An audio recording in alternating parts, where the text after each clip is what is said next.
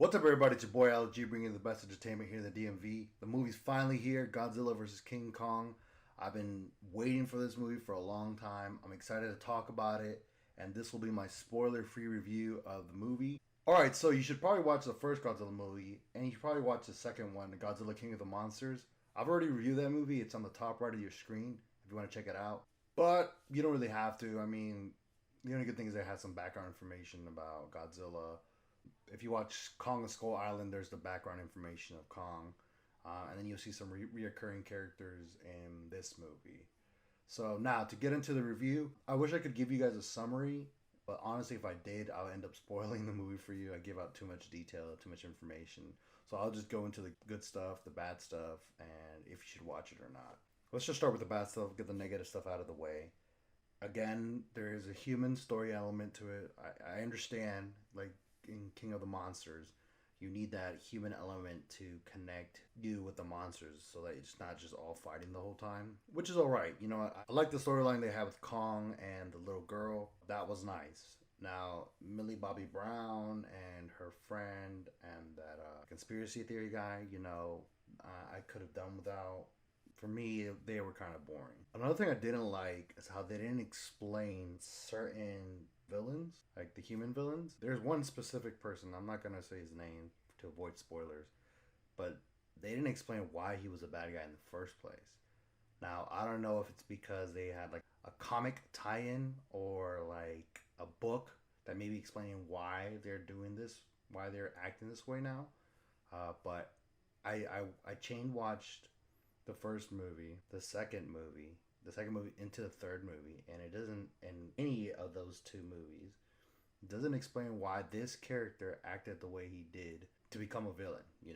That I didn't like, and sometimes I don't like having to look at other media in order to find that out. Like, maybe they could have explained why he was doing what he was doing in the first place, but they didn't, so I was confused.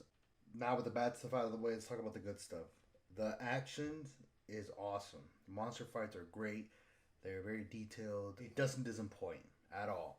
Godzilla, has his strengths, has his powers. He uses his powers here way more than the other two, which is good because that's his signature. That's his stuff.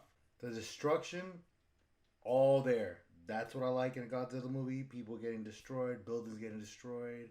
These monsters don't care. They really don't give a F, to be honest, about anything around them as long as they're fighting each other. King Kong got his agility, his speed. I like how he was just jumping all over the place, acting like King Kong, acting like a gorilla. It felt like I was watching Rampage. The only thing that was missing was Ralph the wolf. Everything else was there, Lizzie and George. So that was pretty cool. No spoilers, but the last 30 minutes of the movie is action-packed, and it's probably the only fight in the Godzilla movies that they've done in broad daylight. Most of his fights in the other movies were always in the dark, so you really couldn't see much. And I think the reason why they did that was because, animation takes so long for those 3D monsters and stuff, and it was just way too much, I guess, back then. But now they felt comfortable enough to do it in the light, which is great. I'm glad they did that because one of the complaints, I guess I never said it, but they always would do it at night, so you could barely see sometimes what was going on unless you're in the movie theaters. I saw this movie on HBO Max. I wanted to go to theaters, but because of the time we live in right now, it's probably safer to do that. But once we get the okay, or once it gets a little safer, I'm definitely going to go back to give it another watch. The only thing I liked about the story for the humans was King Kong and the little girl. It makes King Kong a much lovable person, to be honest. You feel bad for him. He has that human traits, but he's King Kong, He's there to fight. Overall, great movie. It's not long. It does what it needs to do, and it doesn't linger. It's action-packed for sure.